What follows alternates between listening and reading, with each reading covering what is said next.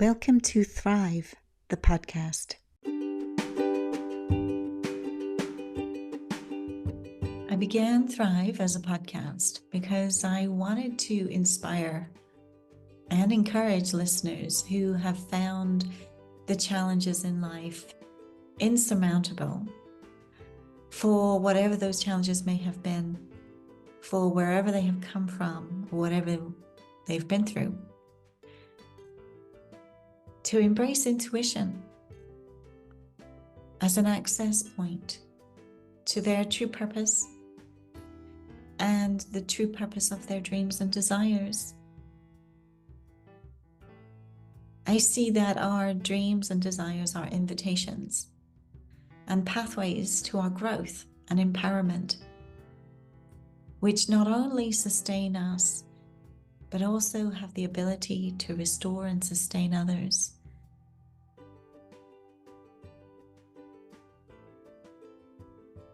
I also see that everyone has a gift unique to them, and collectively, when we share our gifts generously, we create change and transformation for all.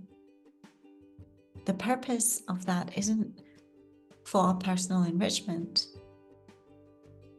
It's far beyond that. It's in the reclaiming ourselves and our gifts in order to recreate the world as we know it.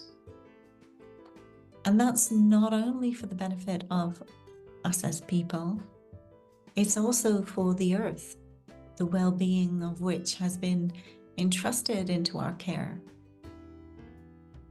So when we deny our true nature and our intuitive gifts, when we deny authentic connection, we're bound to struggle, as we've never been designed to journey through life alone or to perpetuate illusions that lead us to separation. And so the role of support, when viewed from the outside, can often be really misunderstood. It can be tempting to assign the power to the person with whom we've chosen to work with, that they know the answer or they know the way, or to be the opposite and be so non-receptive, in which case we will be going it alone. We will not be open to even having any type of support. So the real power in working with somebody isn't in that they know the answers. It's really in that they empower you in your own listening in your deep listening, in your ability to do your inner work and stay the course, true to your nature and your gifts.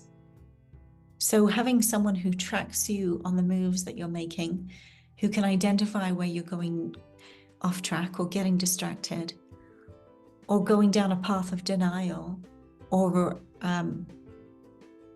even resistance. These are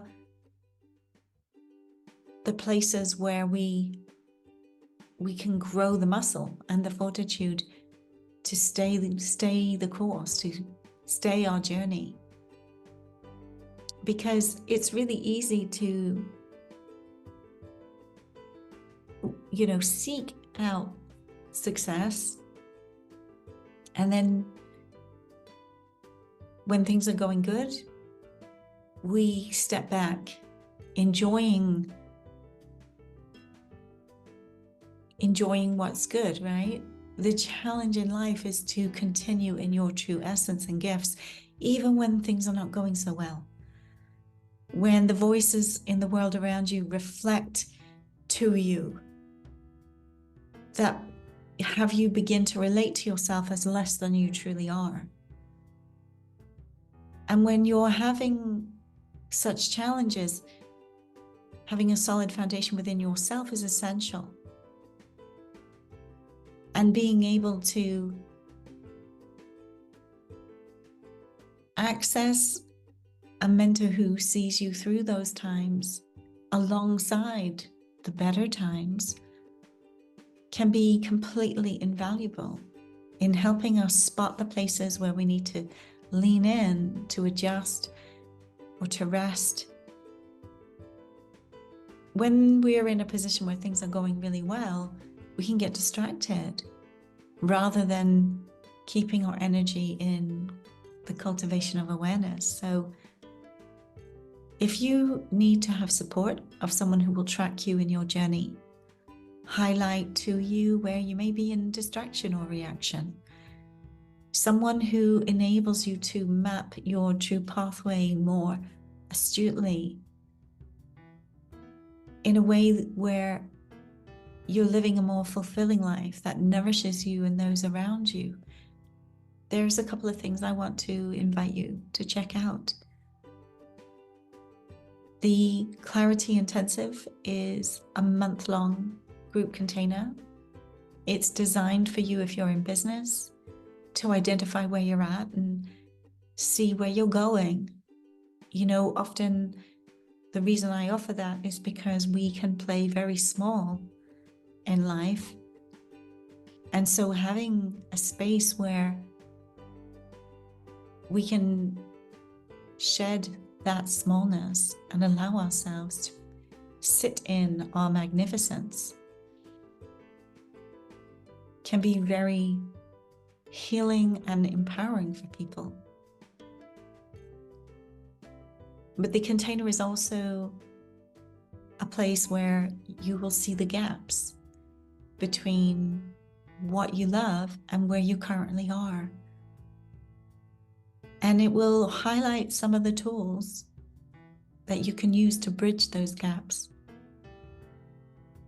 And then I also have a year-long journey called Expansion. It combines business mapping with your actual life. Your essence is always growing. You know,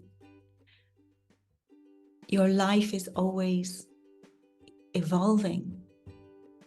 And so having a structure that enables you to keep your eye on what's going on is a valuable investment, because in hard times it can be really easy to let go entirely, and in good times we often take our eye off what's really going on.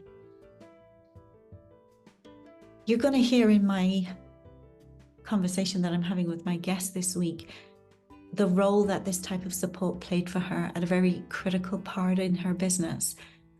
Because no matter what type of business you have in your life, no matter what type of business you're in, life is always happening around you. And so I really want to welcome you to this week, to this episode of Thrive, and I look forward to hearing what this touches within you.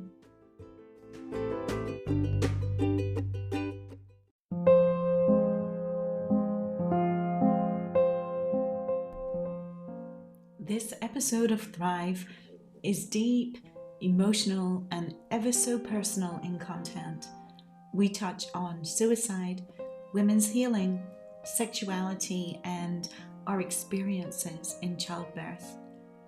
It is an intense and vulnerable conversation that I'm delighted to be having with Marianne van Katwijk, founder of Unleash Your Wildness and Yoni Magic.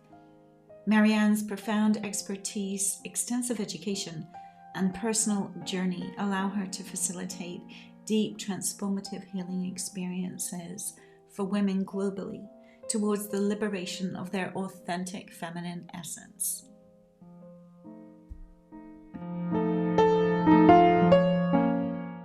Welcome, Marianne, to Thrive, the podcast. Thank you for having me. So excited to be here, talk to you, see you again also. Yeah, I'm thrilled.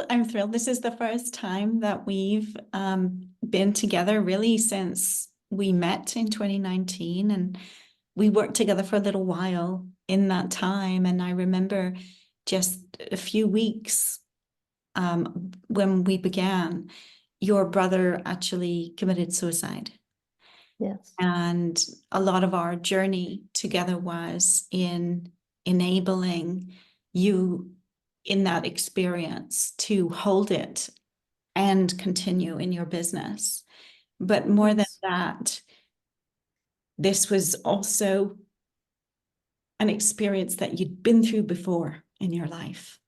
Yes. Yes, was the second time, because I have 3 brothers and 2 of them committed suicide, basically because they were in relationships where they got hurt so much, and they they just couldn't deal with the loss of the relationship, but also how they were kind of, I don't want to say like manipulated by the other, but yeah, emotionally being so pushed in a way that they decided to step out of that. And yeah, that's of course huge trauma. Yeah, It's a also, lot. I've got shivers absolutely everywhere. Yeah. My body's gone off. And it's like telling me that this journey that your brothers experienced is a rite of passage. Yeah, it's still touching me. Starting straight away with the tears.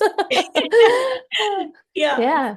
It's such a rite of passage for men because, you know, I see it even in my sons, and you have a son as well. And it's the tenderness of a man's heart. And we're not led to believe in that when we're little girls. Exactly. Yeah. Yeah. And I sense that this also led you on your journey to become a psychologist and also to work with women on their sexual healing. Yes. Because when we as women are liberated in our understanding and our being with our own energy, we can reclaim and recall the parts of ourselves that project onto a man, that make demands on a man, that can drive a man completely crazy if he doesn't have the right support or tools or. Yes. Yeah.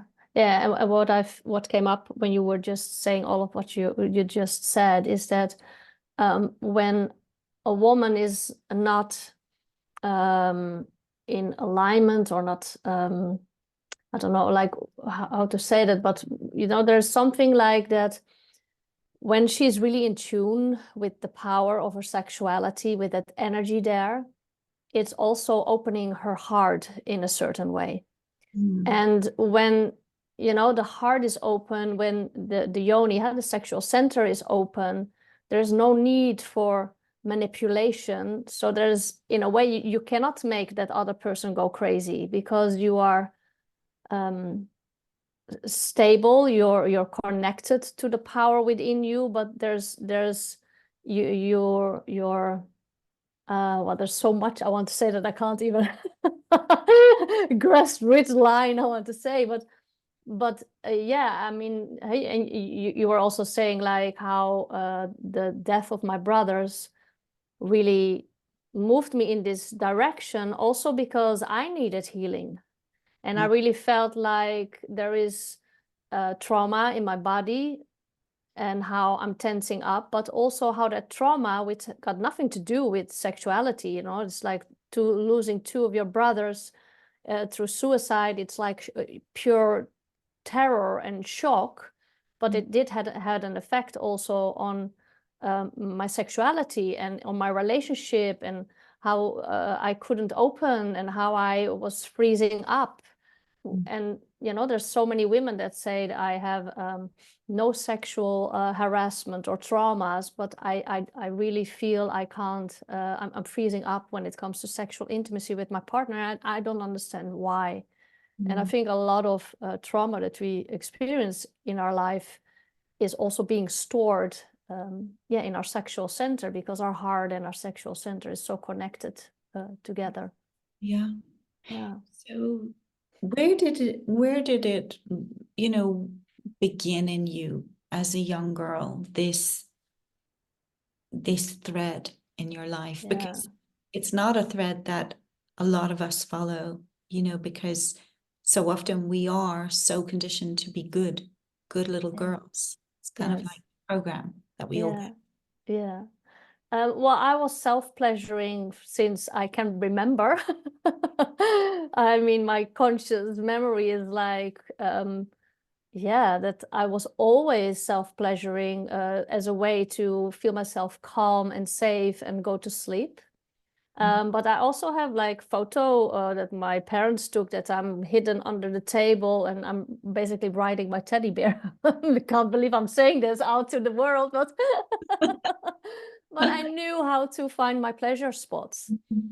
So there was already a liberation, and also the fact that my parents just took a photo and didn't tell me off is also like they, and I was very small there. So later on, they of course told me like, this is what you have to do in your bedroom. You don't do it out in the open. Like the photo is from me like 2.5 or 3. So that it's like a little funny thing of like, look at this cute girl, but she's riding her teddy bear, like, ha ha ha.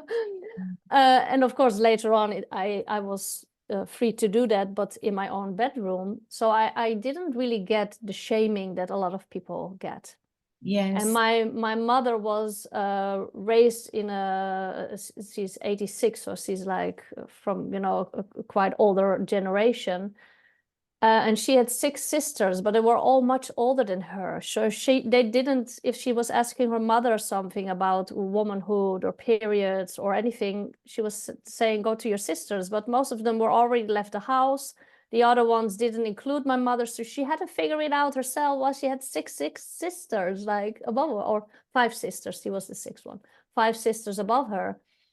And I think because of that, she really wanted to make sure that I did get what she was missing, as I had like 3 brothers above of me. So she was really like, I want to give you everything. And I remember also, so that was the beginning part where I was kind of like sexually liberated already from as a young child. I could always talk with my mom about sex. So she would be open also how it was working between her and my father. Like, what do you do if it doesn't work? Or like, like expressing things, talking about it. And I always thought it was beautiful. And, some people were like, oh, it's disgusting when your parents have sex. And I'm like, no, it's beautiful. What do you talk about? So there was already like a lot of less shaming on it than a lot of people get. And I remember very clearly, which was really, I think, a point in my life where I knew I'm going to do something similar, there was on a Dutch TV show, and I don't remember what age I was, but Betty Dodson was on the show. Okay. And Betty Dodson is showing women, like for those who listen and have no clue who she is, she was teaching women how to have an orgasm. And she was sitting next to them with a mirror, pointing out, this is the clitoris, this is your labia, this is your perineum. If you touch here, if you touch like this, then you can, and you saw these faces of the women like, oh my God, oh wow. And I thought that was so interesting and so amazing that a woman could teach someone else how to actually explore her own body and how to have an orgasm. So she was kind of like my childhood hero. Of like, wow, this is very interesting. Wow. And then like life just goes in a way. Like I decided I wanted to study psychology, and I didn't really know exactly what I wanted to do. And then, my passing of my brothers happened, but before that also I had an episiotomy. Yes. When I gave birth, and after that I froze completely in my body, like sexually. If my partner wanted to touch my body, I would freeze up. I think that's a point just to pause on around birth, around that experience of birth, because our stories in some ways are so similar. Like I was very young and very kind of aware sexually, but got so much shaming. But the one area I didn't get shamed was in childbirth. So my mum was somehow very empowered around childbirth. And so when she would explain it, she would explain it so naturally. And so when it came to that experience, I didn't have any fear. But then midwives and obstetricians came with all of it. And all the books came with all of it as well, you know, all the medicalized way of birthing. And I was terrified because this was not what I was expecting, given what my mother had told me. Yeah. So I managed to have that natural home birth. And I felt so liberated in that.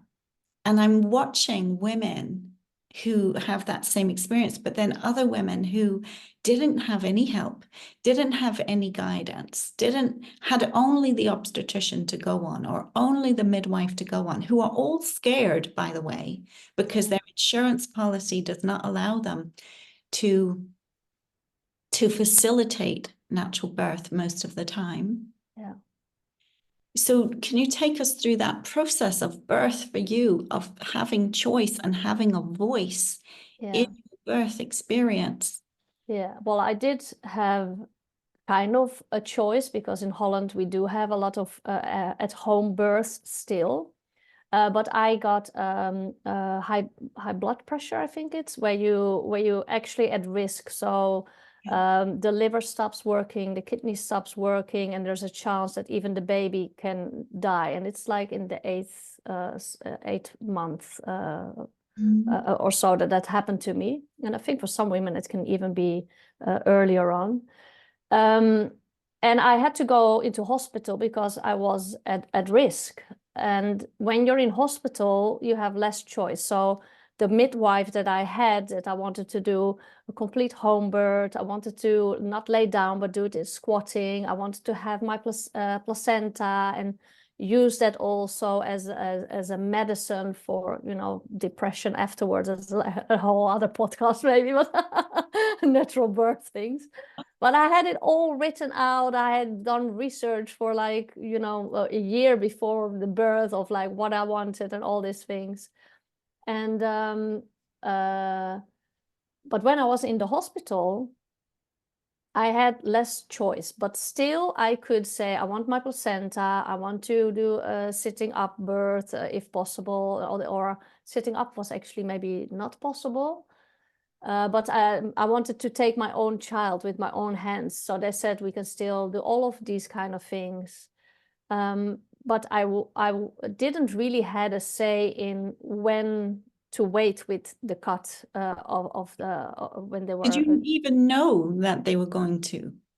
No, also not. No, I didn't know. No, and I didn't had someone next to me who could speak for me. And so if I would do it all over again, I would have like a doula that would be next to me, who would know me inside out and who could see on my face if I could not speak, to say, hey, wait, give her just 2 more minutes, give her, if possible, 5 more minutes, you know.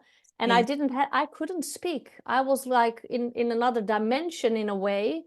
Absolutely. You cannot. The two worlds don't connect when you're in Yes. that transition of giving birth. So I couldn't speak up for myself and say, give me 1 more minute, give me 5 more minutes here. And there was one woman who was screaming to me, you need to make yourself angry. And I was doing hypnobirthing. So it's like two things not in alignment. And I was like, I wanted her to just go away. Let me do my thing. I just need a little bit more time. I couldn't speak. And I think because I couldn't speak, I was doing it in my own way.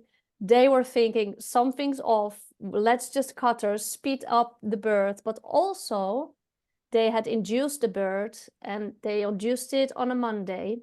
And they said probably by Thursday or Friday, the birth will start. They induced it 8 o'clock in the morning on Monday, 4 o'clock on Monday, the same day. My son was born. It was way too fast. They didn't have a space for that in the hospital even. So who knows? Maybe they also needed to speed it up because they didn't have me in the schedule.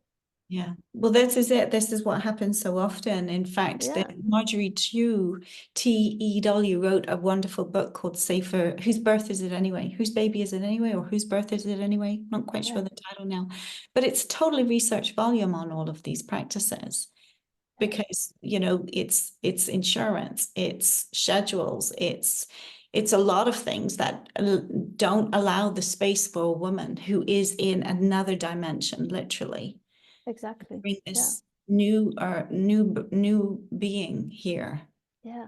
And it takes, And also what I feel is that when that happens, you literally take away the power that a woman is capable of stepping into when you're in birth. I think Because that's the point. I've come to the conclusion over the years that this is the purpose actually of medicalizing childbirth, is to, as much as possible. And I know that a lot of women would not agree with that. They would say, no, the medicalization of birth saves lives. However, in my own experience, I have a big question around that, because in my second son, I had high blood pressure the whole way through, and they were forcing me to hospital. I had half of my labor at home and the last half an hour in the hospital. And I wouldn't let them touch me. I wouldn't let them give me anything. I was very stubborn. Now, most people would say that I did almost die. It's true. I almost died, but not for the reasons they thought, right? It was, I had a torn placenta, so I had a hemorrhage. But what they were expecting was preeclampsia. So they were preparing for preeclampsia, believing that that's what was going to kill me. But that was not the problem at all. And my midwife, I had two. One was very fear-driven, and it took all my strength to scream no in that moment that you're talking about, that transition when you speak. And this other midwife, she saved my life because she was experienced enough and brave enough to listen to me. Yes. So there is a big thing going on just in that alone, and we could do a whole series around it. Yeah. But just going back to the impact of what you're saying there, that a woman, when she's denied the opportunity to listen to her own wisdom and her own power, is then, what does it take to get it back? That's the question, because it's important for women who have gone through a very different journey. Maybe they had a cesarean or whatever, to still feel their power. Yeah, and I think there's a lot of layers there, because there is the layer of like the bodily trauma, had the really physical feeling that power within you, but now you didn't feel it because, you know, medicine, they took over, they cut my vagina, I wasn't really doing it, they did it. But also the speaking part, like voicing, like you could say no. I wasn't able to even say no. I was thinking it, but in this, at the same time, there was a voice like, but they're doctors, they know better. So I am not allowed to even say what I intuitively know that I actually need. And I think that not voicing, you know, they even say like the voice, your throat, that making that sound like here from your vocal cords, is connected to your pelvic floor, is connected to your womb, is connected to your vagina canal.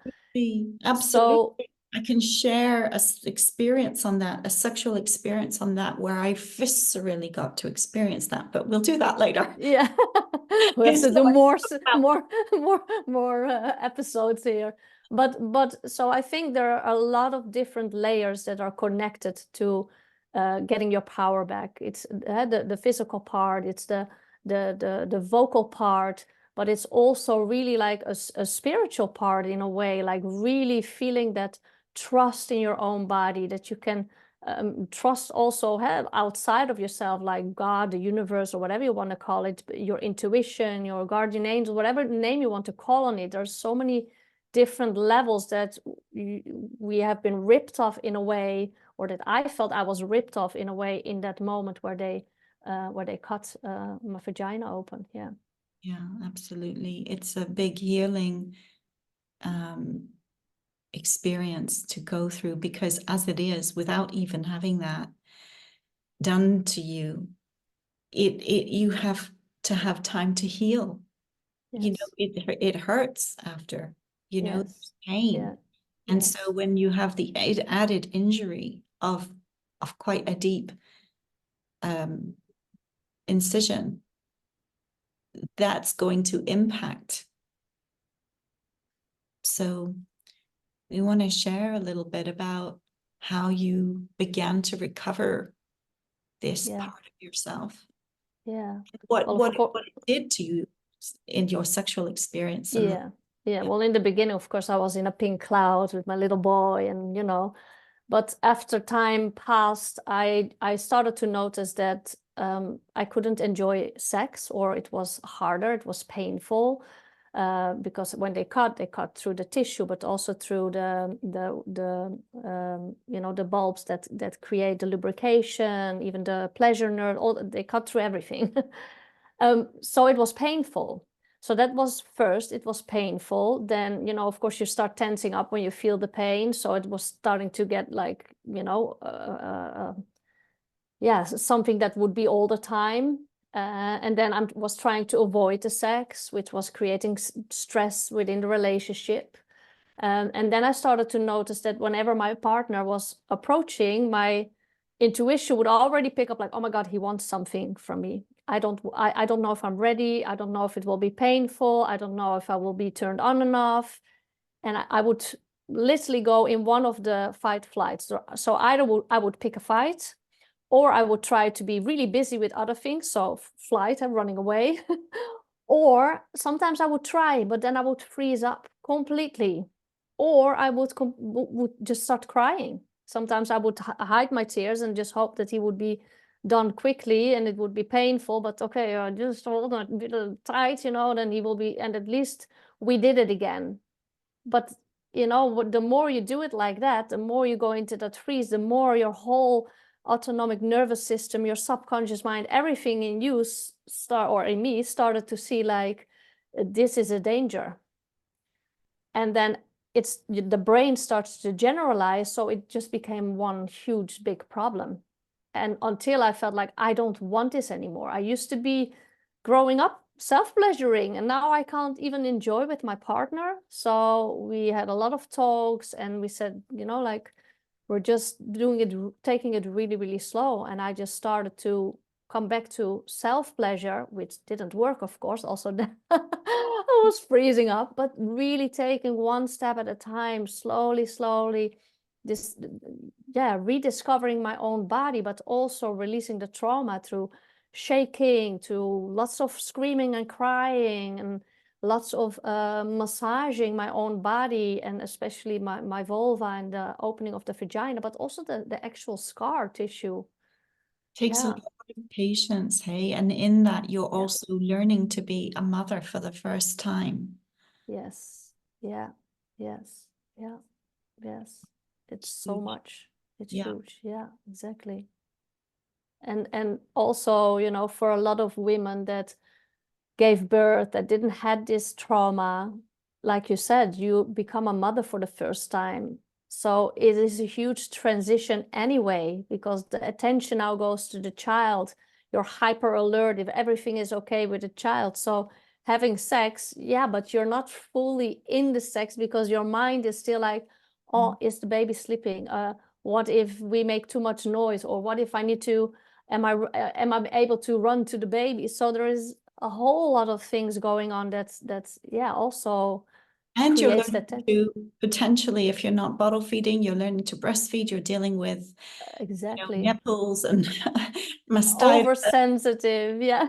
all of it. It's and whether you're getting enough nourishment as well. Yes, In your energy. exactly. And I think this is also something that's like with pornography, with even the movies that we see, like it's so like it needs to be quick, it needs to be now, we need to be turned on so quickly, and there's so much of the sensuality, the playful eroticism that is being left out. And that's what I think 90% of women, because there are some women who are ready and can go like, but most of women don't work like that. They really need that caressing, the cuddling, the kissing, like, and a lot of that before being able to open up to sex, and then also having the feeling that there is no pressure. Yeah, well, it's having the communication as well, isn't it? It's yes, having the intimacy in being understood yes, rather than having yeah. to hide the pain or the shame. Yes, and also coming at it from I need to give it to him. I owe it to him in the relationship, or I'm doing it for him, and forgetting that you are allowed to have pleasure, giving yourself the permission for pleasure. And when you start to realize, like, what do I actually get out of sex? What if I'm doing it and I'm enjoying it, what does it give me? How does it make me feel? What does it bring to the relationship also? Like, how do we feel connected then? Because of course you also want to do it for the other person, otherwise you're having this narcissistic sex. But so many women forget, like, to think about themselves. What do I get out of it? And if you have a whole list of things that you know what you get out of it, you want to actually do it. And of course, like what I experienced, I wanted to do it, but my body wasn't cooperating because there was trauma involved. Get help. Hire someone like me, or someone like my colleagues who actually help women to release that trauma and get back in tune with their own body, and how to unleash that sexual and sensual energy inside of your body. Because So what did that look possible. like for you, the getting help part in order to? Yeah, well, I figured most of it out myself. I did have some help involved around working with a Yoni egg, which was helpful because that's small, it's smooth, and it helped me to kind of like restore some of the nerve endings and get the lubrication going again. It also helped me to release some of the trauma, but it was also a lot of listening to my own body, starting to learn about trauma and how the vagus nerve, like what I just said, your throat is connected to everything down there, how sounding or movement can help. So I kind of like created my own methodology on how to really heal on all those different levels. Yeah, you raised such a good point there in how the voice is a healing mechanism to release trauma that we hold, and why our sound is so important in sex. But oftentimes we don't know that because so much times we've been told, shh, be quiet, shh, Yes. quiet, shh, be quiet, sit down, be still, da-da, da-da. Yeah. It's so ingrained in us to hold on. Yeah, or if we do make sounds during sex, it needs to be the high pornographic kind of sounds, because that's how women sound when they have an orgasm, which is, well, it can be, of course, but most of the time it's not really your authentic sound. Like, It's all about our authentic voice, not the nice, pretty ums that you get in the yoga class, and I know this from my own body work, around letting go of the tightness, the tightness that we hold because of that tension, because of that pain, and because of that trauma, the body being in that type of contraction, rather than being able to let go and respond. And that might be the time to share. I had an experience with a tantric master who I went to when, after 9 years of being quite shut down, I had gone through a trauma myself in relationship. So I couldn't figure it out. And I remember that experience of this sexual experience. So it's a sexual initiation, and you don't even do anything. There's no doing in the sex. There's no doing. I can't really explain it, but all you feel is this pull all the way from your yoni all the way to your throat, and all this cream that comes out of your throat, right? It's just an incredible experience. And what you're feeling is a contraction, and you're not doing it. This whole channel from your yoni to your throat is contracting of its own accord. It was the most extraordinary experience I've ever had in my life. But it's exactly what you're saying. It's that the voice and this whole channel is completely one. Yes, There's no exactly. separation in a woman's body. Yeah. And also to know that, like, you know, when even different types of orgasms can create different types of sounds. Yeah. And sometimes, you know, if there's trauma that can be released during an orgasm, it might sound like an exorcism, you know. Yeah. I always say an orgasmism, you know, like the orgasm is the That's such a good exorcism. point, because it comes back to where we began about men being able to hold that space for a woman's tears, for a woman's screams, for a woman's rage, and not make it personal to him. Yes, it's so powerful. Yeah. To be with a man who can hold that Yeah. is such a gift, Yes, such definitely. a blessing. Yeah, absolutely. Yeah.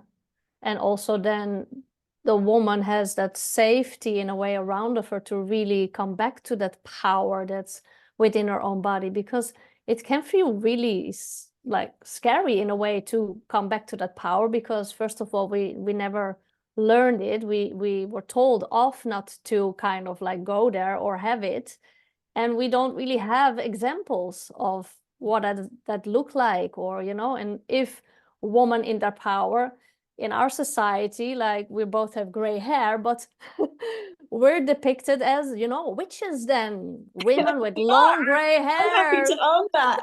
I'm totally comfortable with that.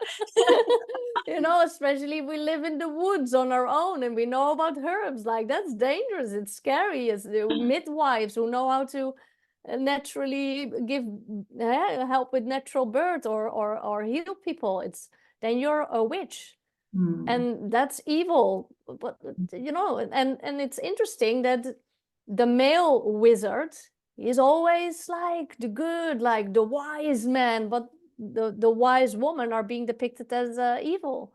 It's very interesting, because, and what it does to our brain is also like, oh, when we're wise, when we have that wisdom, when we're really fully rooted in our power, suddenly it's bad, it's evil. Yeah, then how do you expect, you know, yourself to embrace your power? It's like, there is so many layers also of that's scary, and yeah, that's a kind of trauma in its own way. It is, and it can put a woman into a space where she's going after things that don't fulfill her at all in order to keep up a type of life that that looks okay, or that looks good, or, you know, because the shaming of that can put us into a fear of being isolated.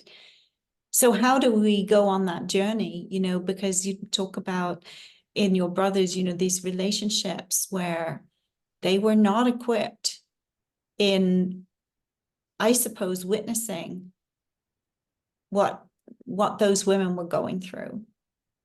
Yeah, and also not being able to hold that space. I think they took it very personal. I think and that's, you know, I'm filling that in for them, because I can't really ask them, of course, what was happening. But what I intuitively feel now, what you were saying, is that they couldn't hold that space for them. They were feeling responsible. They wanted to fix it. They wanted to, and when you make yourself responsible, then how you know, it's like there's a frustration, there is like something happening in your body that you can't help the other person. Yeah, then it can really make you go crazy.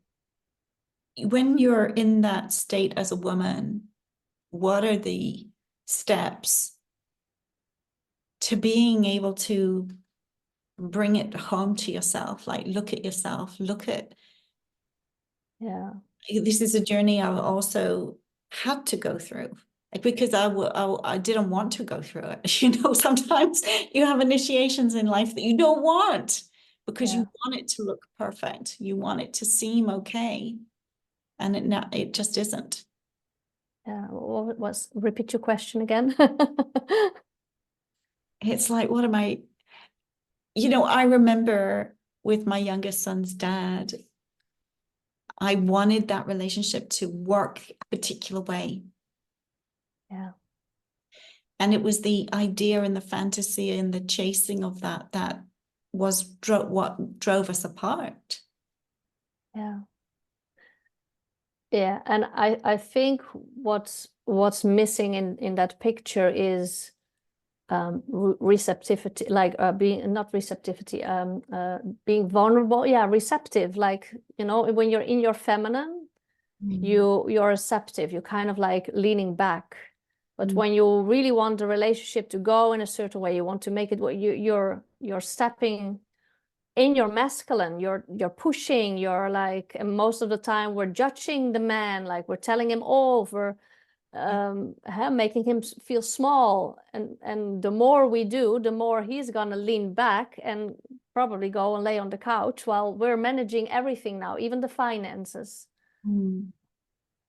And there's no room, or we don't leave room for ourselves to be really in our feminine soft side, to slow down, to feel, to open up the space for him to step in.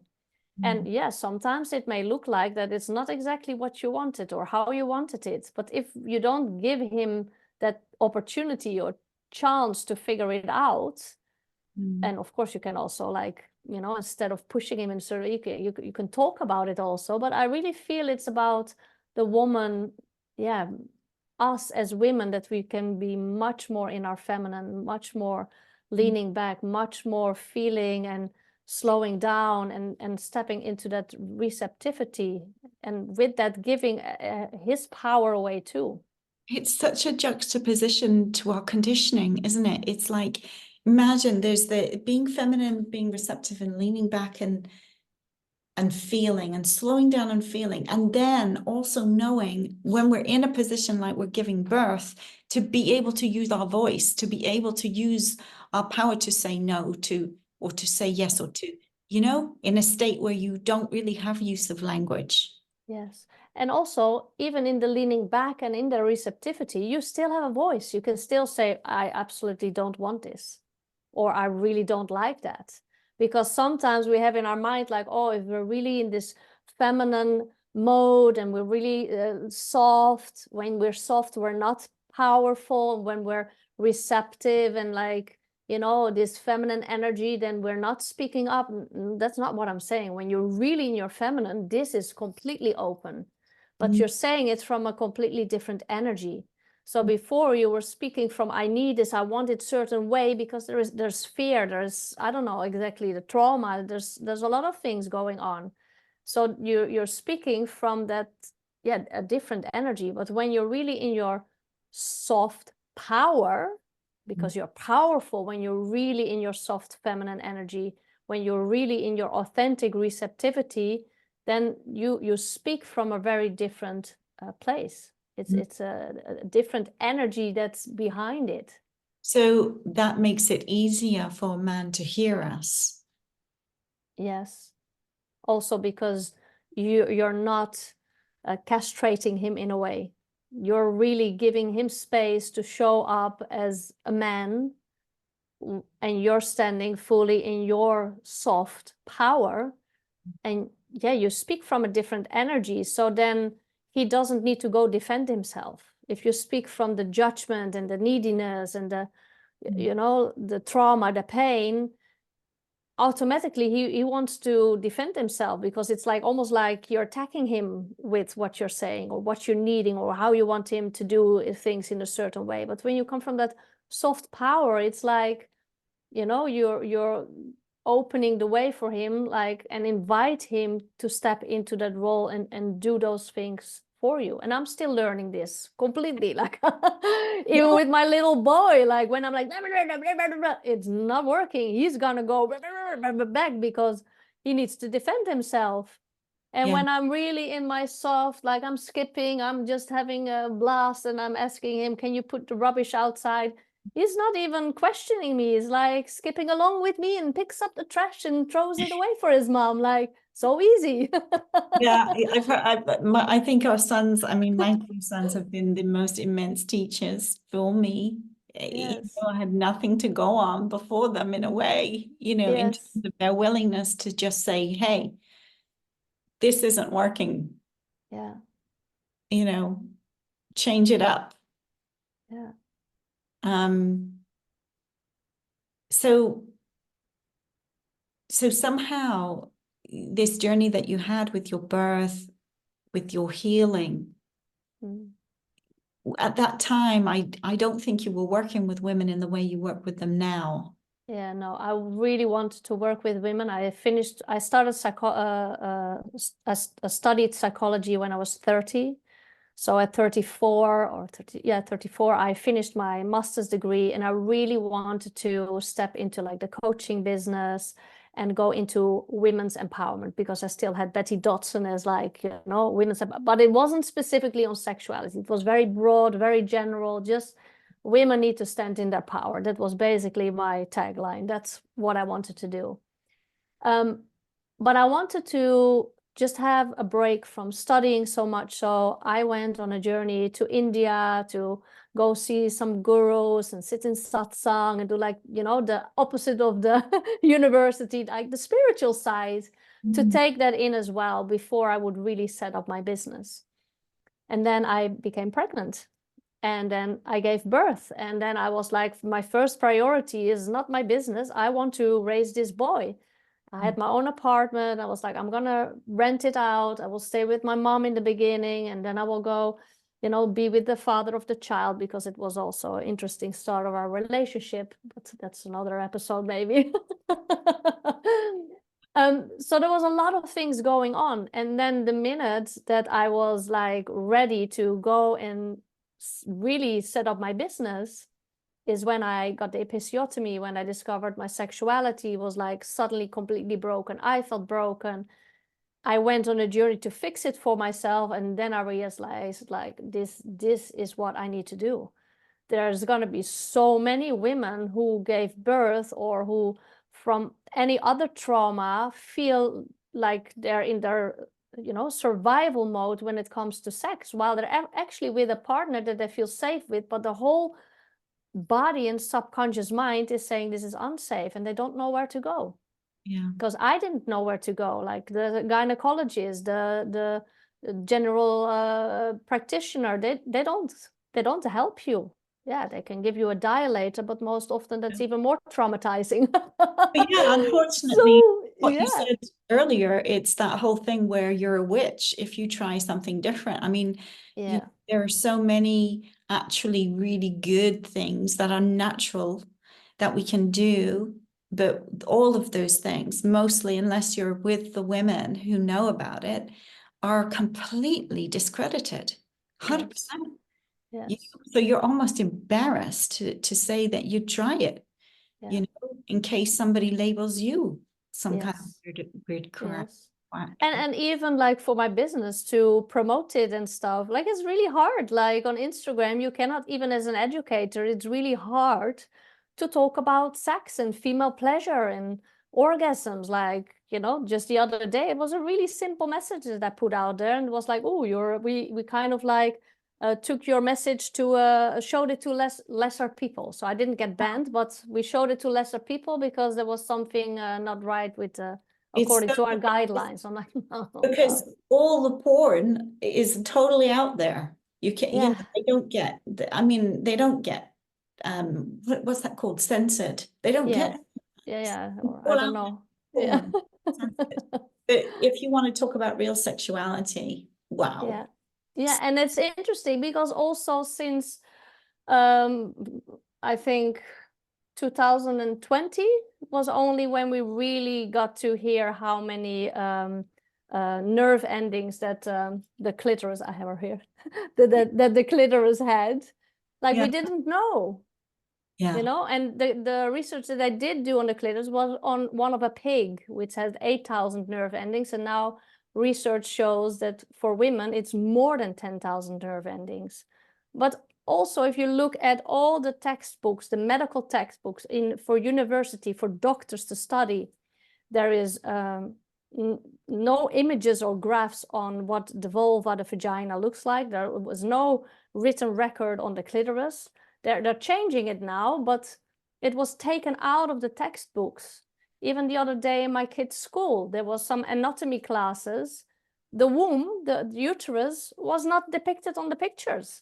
like, how do women, they don't know their own body. They don't talk about it. And It's also, I think we're coming into crazy. time, especially, I don't know how it is so much in Europe, but I hear a lot going on in the States about, you know, what that whole gender conversation is doing to Yes. sexuality.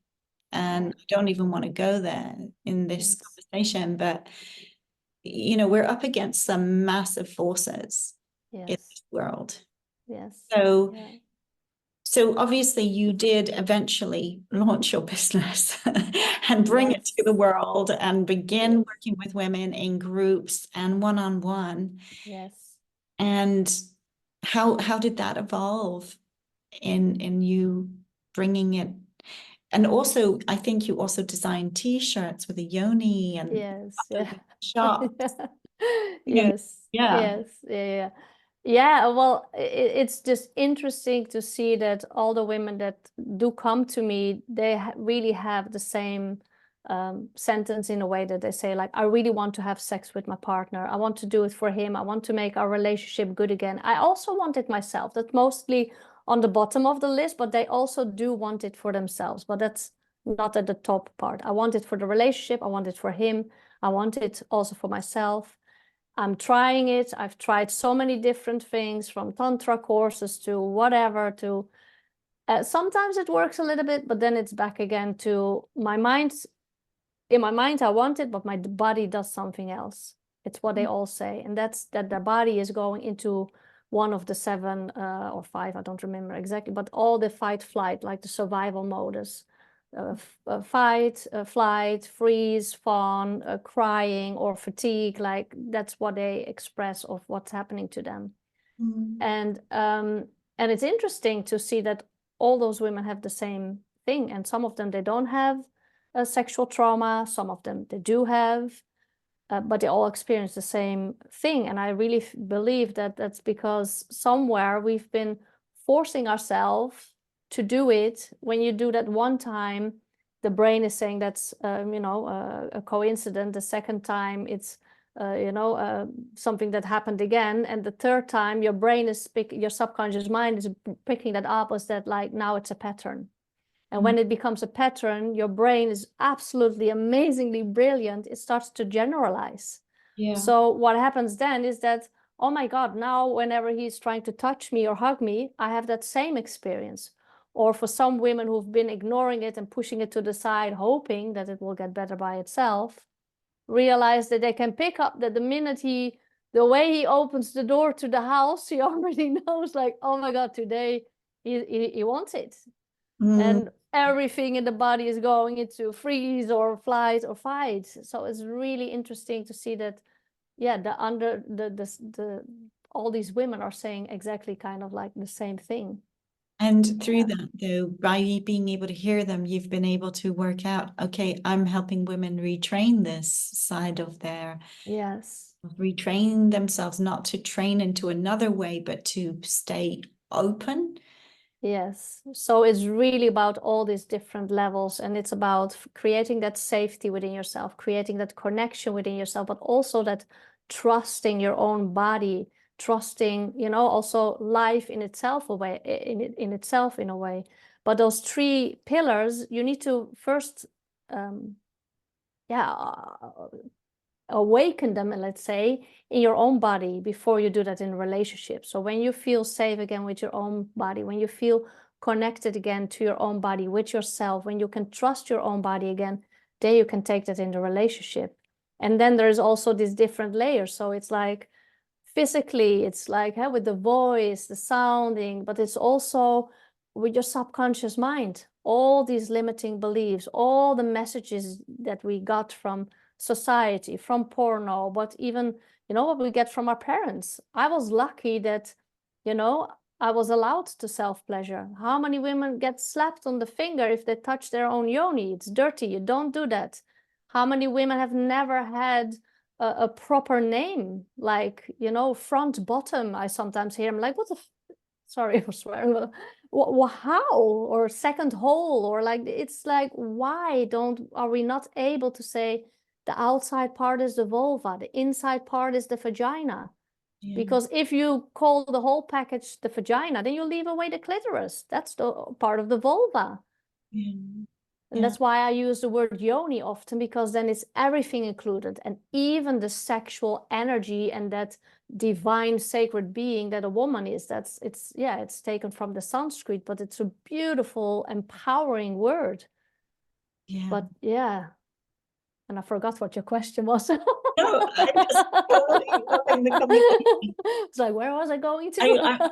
When you talked about, how the nerve endings on the clitoris in a pig, and how a woman's body is way more than that. But I just wanted to cry. I just felt, oh my God, what we are doing on this planet by ignoring this information. Yes, by not teaching our little girl, but also men, they need to know the same too. Like, how does a body of a woman look like? How does it function? What are all these different spots and points? Yeah. Yeah.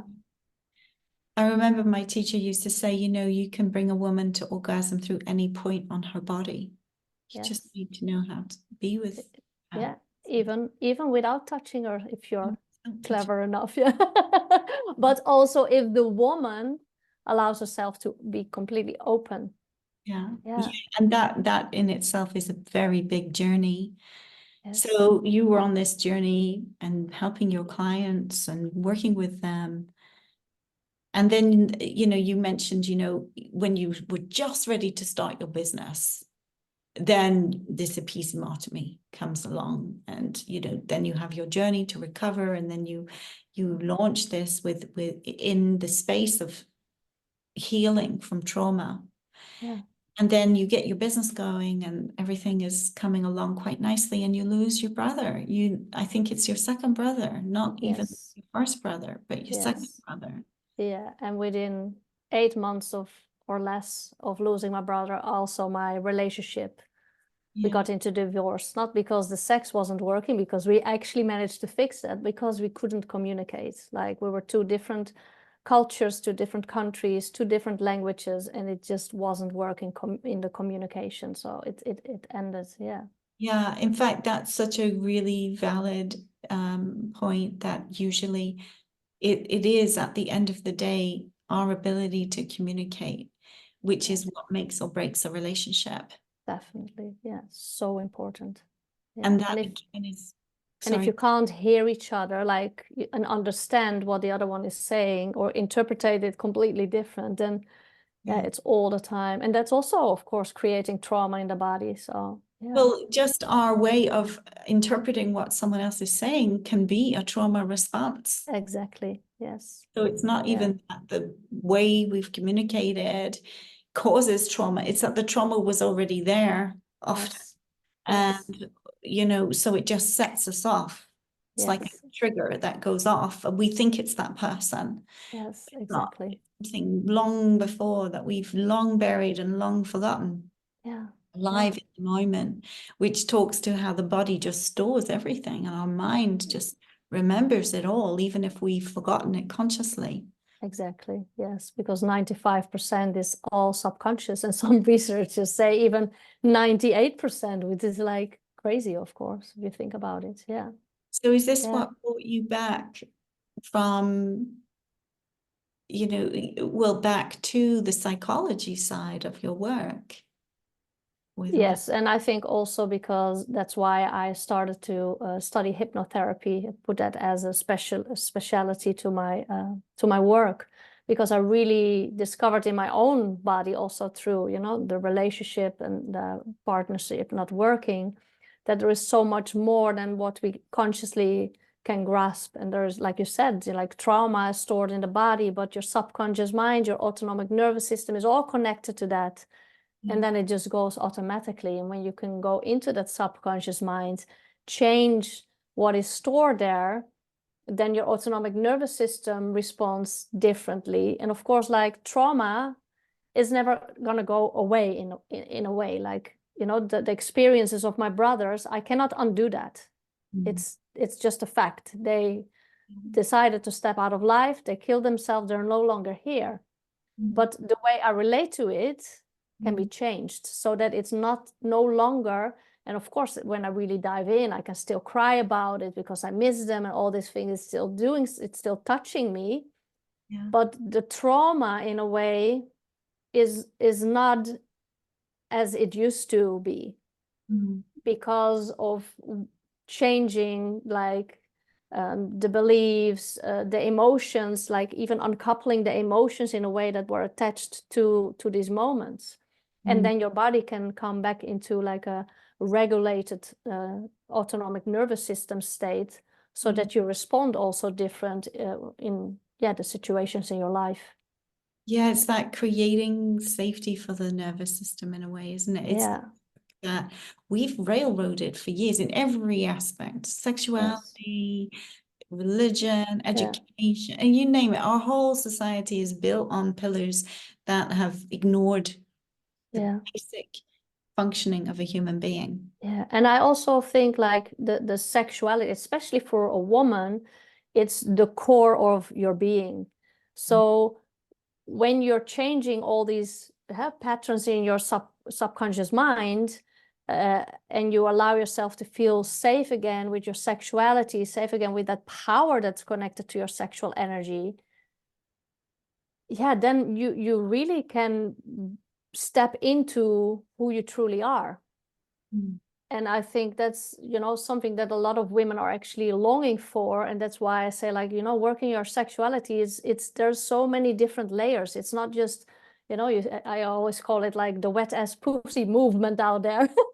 It's so much more than just dressing up sensually and dancing sensually and being free to be in your lingerie on Instagram. Of course, it's part of it. It can be really healing to do that for a woman, to take sexual, sensual photos of yourself and allow yourself to wear beautiful clothes and do makeup and all these things.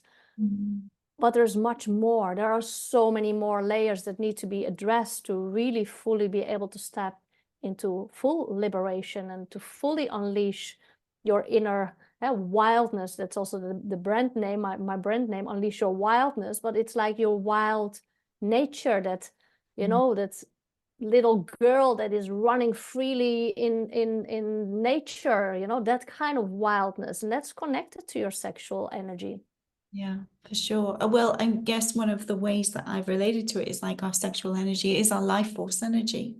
Yes, absolutely. It's our creative energy, it's our life force, it's all of that. What are your current containers that women can come into if they want to do? You were stuck. I couldn't hear you. And now that we paused, my boy might come back in like 10 minutes or so and ring the bell. So just to let you know. No problem. Okay. I was just going to ask, like, what are your current containers that women can come into if they want to start exploring this, or if they want to do a deep dive on this, if they've got stuff they want to address and, begin journey?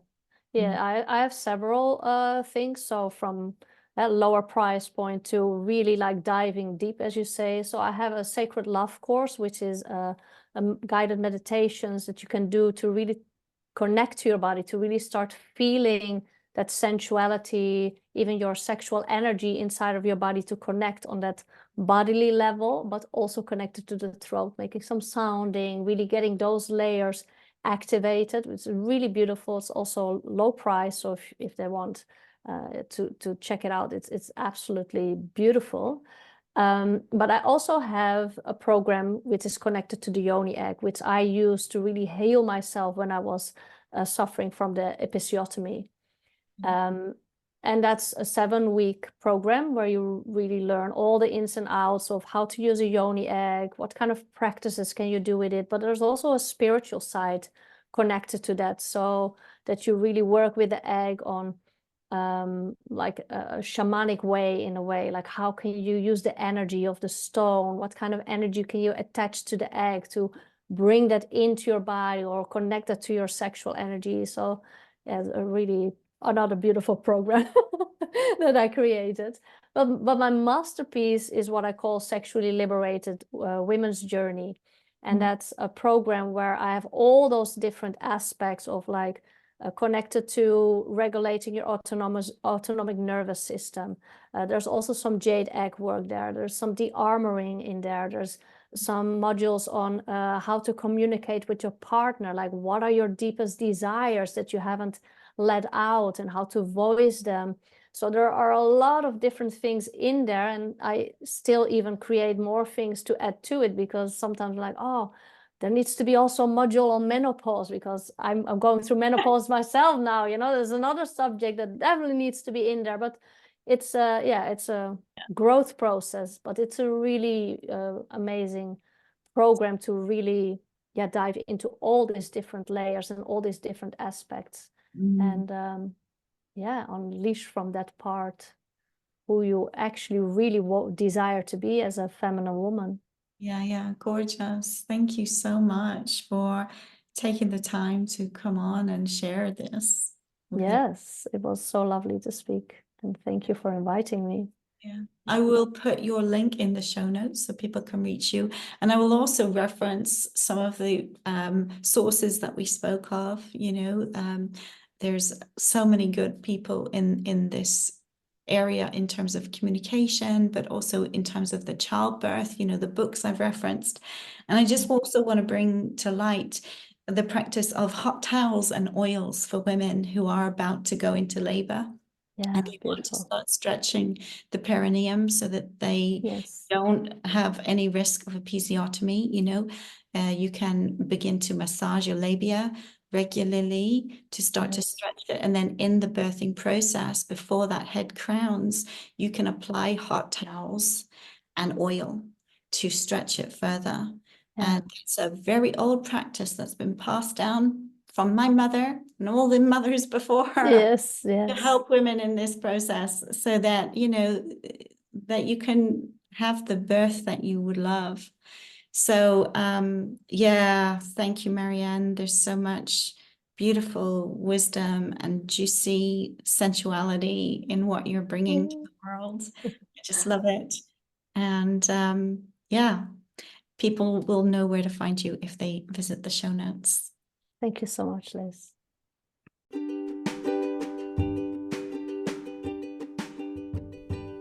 If you found this episode valuable, or you know somebody who will find it valuable, please share this episode with them. And if you love this podcast, please subscribe. If you'd like to reach Marianne, visit the show notes where you'll find all her contact info. If you'd like to access the resources that I mentioned through this conversation, also visit the show notes. I've dropped some of the links to the relevant literature in the show notes. And also, if you would love to reach me and embark on a journey for your own growth and for your own experience, also visit the show notes where you'll find ways to contact me, and also the link to my free community on Facebook if you would like to, you know, join us there. That would be wonderful, and I look forward to meeting you. Thanks for listening.